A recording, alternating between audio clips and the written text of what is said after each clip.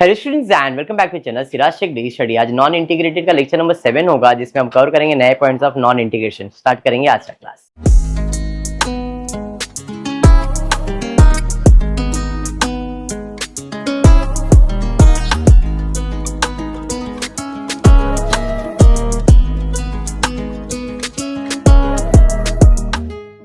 In the previous class हमने non integration के ledgers देख लिए थे। आज के क्लास में हम जर्नल एंट्रीज करेंगे। कुछ 4-5 सम है, ज्यादा नहीं है। चलिए स्टार्ट करते हैं। जर्नल एंट्री दिशा पहला दिया है, material worth 25,000 return to the store from job. Material return किया कहां से? जॉब पे से। जॉब मतलब जहां पे काम हो रहा था, और जहां पे काम हो रहा है उसे WIP कहते हैं। तो WIP से मटेरियल रिटर्न किया कहां? स्टोर में, मतलब स्टोर के पास आ रहा है। कहां से जा रहा है? WIP से जा रहा है। तो एंट्री क्या आएगा इसका? Journal entry store ledger control account debit to WIP। कैट लो 25 झालो। समझा जर्नल एंट्री? पुढे जाते हैं। रीजन यस लिख दिया है। Gross total wages, gross total wages 48,000 है। Employ contribution to PF and state insurance is 2,000, मतलब टोटल खर्चा 50,000 का है।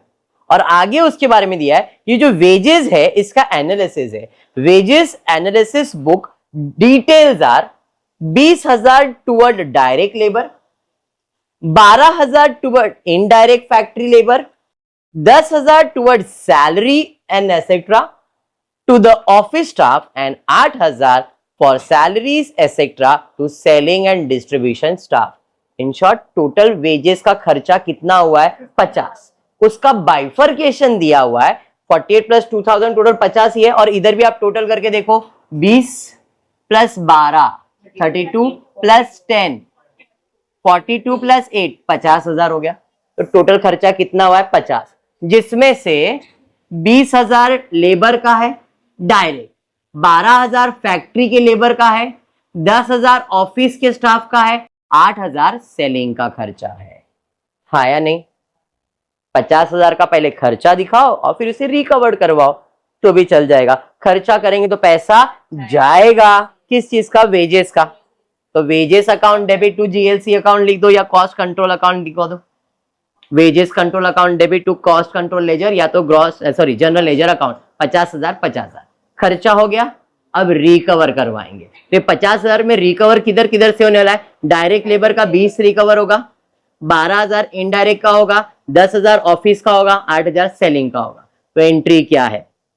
WIP account debit direct labour का 20,000, फैक्ट्री का 12,000, एडमिन का 10,000, सेलिंग का। और ये सब खर्चा किधर से रिकवर होने वाला है? वेजेस कंट्रोल में से। तो वेजेस कंट्रोल अकाउंट खत्म हो गया। सम समझा? सम कैसे सॉल्व होता है, रिकवरी कैसे हुआ? समझा Riya? Very good. Next sum पे जा। Pass journal entries for the following transaction in double entry cost accounting system. Material issue, allocation of wages and salary, overheads को एब्जॉर्ब्ड आ गया, अंडर और ओवर एब्जॉर्ब ओवरहेड्स आ गया। समझना पड़ेगा ये कहना क्या चाह रहा है। एलोकेशन, एलोकेशन या एब्जॉर्ब, इसका मतलब रिकवरी होता है। मैंने आपको बताया है। तो ये रिकवरी के बारे में दिया हुआ है। मटेरियल इशू मतलब आया उसके बारे में नहीं, बट जा रहा है उसके बारे में इंफॉर्मेशन, मतलब कहीं ना कहीं ये भी एब्जॉर्ब ही दिया हुआ है। तो मटेरियल आएगा, कहां जाएगा, उसका इंफॉर्मेशन दिया, और अपने को सिर्फ उतना ही जर्नल एंट्री सॉल्व करने बोला है। तो चलिए सबसे पहला मटेरियल इशू करेंगे।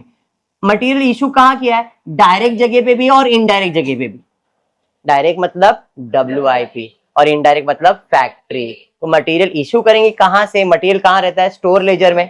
आया था डेबिट, अब जाएगा तो क्रेडिट। स्टोर लेजर क्रेडिट, और कहां जा रहा है? डायरेक्ट और इनडायरेक्ट में। तो एंट्री है WIP ledger control account debit, factory overheads control account debit to store ledger control account. 5,50,000, 1,50,000, total 7 lakh. समझ में आ गया दिशा? पुढे जाएगा। एलोकेशन ऑफ वेजेस किया, सैलरी किया, डायरेक्ट और इनडायरेक्ट। एलोकेशन किया कहां से? वेजेस अकाउंट से। किसको किसको दिया? डायरेक्ट को और इनडायरेक्ट। डायरेक्ट मतलब WIP, तो WIP अकाउंट डेबिट। इनडायरेक्ट मतलब factory to wages control account. अभी समझ में आ रहा है? Very good.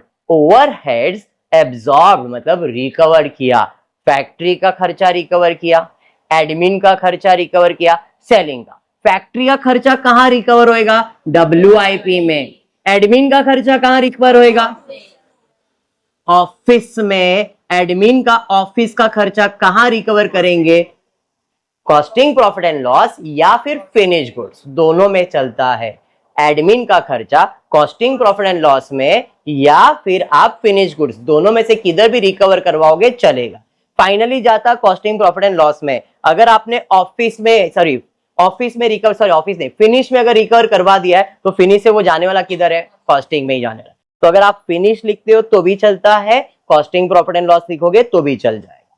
Selling cost of sales के अंदर या फिर costing profit and loss.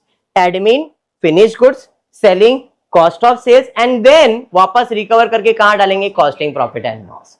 Process समझ में आया क्या बोला मैंने? फैक्ट्री का खर्चा डायरेक्ट किधर जाता है? WIP में। एडमिन का खर्चा फिनिश गुड्स, और फिनिश गुड्स से कॉस्टिंग प्रॉफिट एंड लॉस में आता है। सेलिंग कॉस्ट ऑफ सेल्स में जाता है, फिर रिकवर होके कहां आता है? कॉस्टिंग प्रॉफिट एंड लॉस में। प्रोसेस समझा क्या है? Directly costing profit and loss में डालते हो चलता है, क्योंकि बाकी कुछ होता नहीं है, तो आप directly costing profit and loss में डालते हो क्योंकि बाकी कोई एक्सपेंसेस होता नहीं है। बट स्टेप क्या है? एडमिन का खर्चा फिनिश गुड्स में जाएगा, सेलिंग का खर्चा कॉस्ट ऑफ सेल्स में जाएगा, और देन वहां से वो कहां आएगा? Profit and loss. अंडरस्टूड? तो एक एक करके रिकवर करता हूं। फैक्ट्री कहां से रिकवर होगा? WIP में। तो फैक्ट्री का खर्चा रिकवर करेंगे तो WIP अकाउंट क्या हो जाएगा? Debit to factory overheads. कितना? 1,50,000, 1,50,000। अंडरस्टूड? एडमिन का खर्चा कहां रिकवर करूंगा? कॉस्टिंग प्रॉफिट एंड लॉस या फिर फिनिश गुड्स। इन लोग ने क्या लिखा है आइडिया नहीं, but costing profit and loss account debit to admin लिखोगे तो भी चल जाएगा, या फिर directly finish goods to admin. Finish goods to admin account लिखा है। Clear? Selling cost of sales या तो costing profit and loss, cost of sales to पे सेलिंग एंड डिस्ट्रीब्यूशन एक्सपेंस। समझ में आ गया? पक्का? चलिए, अंडर एब्जॉर्ब, ओवर एब्जॉर्ब, ये फायदा या नुकसान होता है। अंडर या ओवर, फायदा या नुकसान, और फायदा नुकसान कहां जाएगा? सीधा सीधा प्रॉफिट एंड लॉस में। फैक्ट्री ओवर एब्जॉर्ब 20,000, फैक्ट्री का खर्चा ओवर एब्जॉर्ब, ज्यादा रिकवर करवा दिया। कितना? 20,000 ज्यादा रिकवर हो गया है, तो मेरे लिए फायदा है कि नुकसान? फायदा है।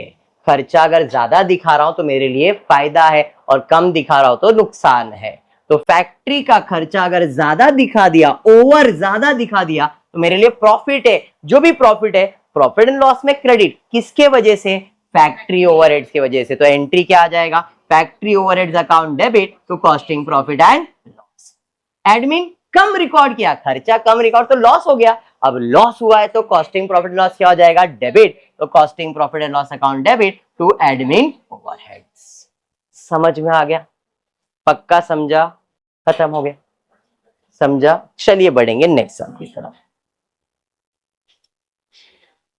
बहुत डिफिकल्ट है journal entry. From the following figures ascertain from costing record and financial book of factory you are required to pass necessary entries in the cost journal assuming that the system of maintaining control account prevailing in the organization। चलिए फिर start करते हैं। सबसे पहला purchase. Purchase क्या? तो entry क्या है? सामान आएगा किधर? स्टोर लेजर में। पैसा जाएगा किधर से? कॉस्ट कंट्रोल से। तो store ledger account debit, cost control ledger account credit. समझ में आ गया? कितना? 3,90,000, 3,90,000 बराबर है। सेकेंड, कैरेज इनवर्ड, ये जो है मटेरियल लाने के टाइम का खर्चा है। मटेरियल लाने का खर्चा मतलब परचेज का खर्चा स्टोर लेजर कंट्रोल अकाउंट में चले जाएगा। तो store ledger control account debit, पैसा जाएगा ना कहां से? CLC अकाउंट में। कितना? 5850, 5850। समझाइए? स्टोर ने इश्यू किया मतलब दिया, किसको दिया रहेगा, WIP को। तो स्टोर से सामान जा रहा है किधर, WIP में, तो WIP account debit to store ledger control 3,58,800। Understood.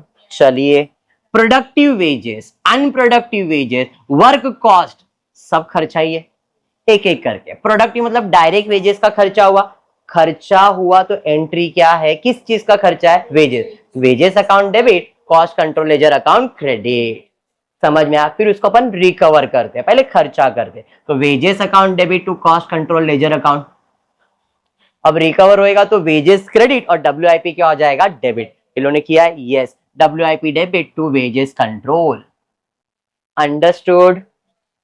हाँ, अनप्रोडक्टिव लेबर 1,21,600 खर्चा होगा, वापस से वेजेस अकाउंट डेबिट और cost control ledger account credit. तो वेजेस अकाउंट डेबिट, अब यहाँ पे वर्क ओवरहेड्स लिखा है, क्या अमाउंट लिखा है देख लो। वेजेस अकाउंट डेबिट क्या डालोगे यहाँ पे, wages account debit to cost control ledger account 1,21,680, 1,21,600। अब इसे रिकवर करेंगे तो एंट्री क्या आएगा, रिकवर करेंगे तो वेजेस क्रेडिट हो जाएगा और अनप्रोडक्टिव वेजेस कहाँ जाता है, फैक्ट्री में। तो फैक्ट्री का अकाउंट क्या हो जाएगा, डेबिट। तो इन लोगों ने रिकवर किया है कि नहीं मालूम नहीं। तो यहाँ पे factory overheads account debit to wages control आ जाएगा। यहाँ पे सिर्फ खर्चे की एंट्री पास करे। देखो ये जो अमाउंट दिया ना, ये दोनों पहले एक्सपेंसेस पे करने की एंट्री है।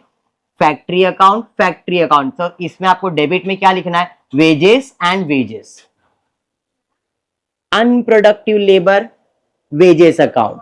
वर्क ऑन कॉस्ट खर्चा है, किसका खर्चा है, वेजेस का। तो ये दोनों,